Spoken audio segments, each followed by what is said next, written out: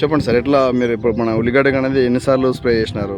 రాజారాని 2 సార్లు స్ప్రే చేసినాం sir. Okay. 15 రోజులు అప్పుడు ఓపారి, ఓకే. మరి తర్వాత 30 రోజులు అప్పుడు ఓపారి, 2 రోజులు అయిన 30 రోజులు అయిన తర్వాత మరి 45 రోజులు డిలిగేట్ ఈషా బియ్యం కొట్టిన బాగుంది దానికి. మరి 55 రోజులకి డిలిగేటు ఈషా బియ్యాన్ని కొట్టిన sir. Okay okay sir. Okay, బాగుంది. మనకు గడ్డ ఊరడం కానీ అది బకెట్ వేసినా కదా, పంచం గ్రానుల్స్ ఒకసారి పంచం గోల్డ్ గ్రానుల్స్ వేసినారు ఒకసారి.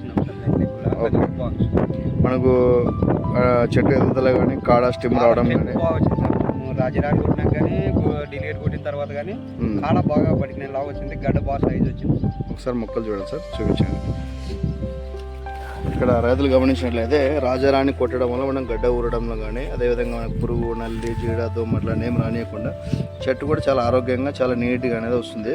మనకు ఉల్లిగడ్డ అనేది 2 సార్లు రాజారాణి, తర్వాత 2 సార్లు డెలిగేట్ మన company product వాడినారంట.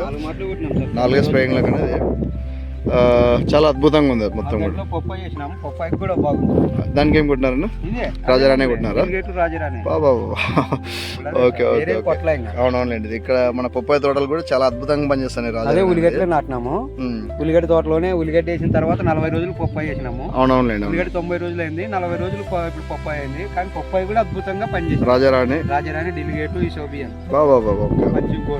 Okay okay sir. Range లో ఉన్నా సార్. రైతు ఏ రైతైనా పబ్లిక్ వాడుకోవచ్చు కదా, టెన్షన్ పడకుండా. Okay sir. ఓకే, ఏ రైతైనా అంటే రాజారాణి ఆల్ తోటలకు వాడుకోవచ్చు మనం, అన్ని రకాల పూల తోటలకి. దేనికైనా ఉంది సార్.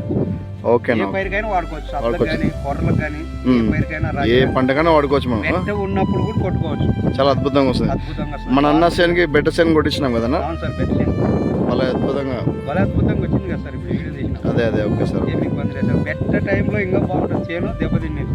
Okay sir. ఓకే అండి, థ్యాంక్ యూ అన్న.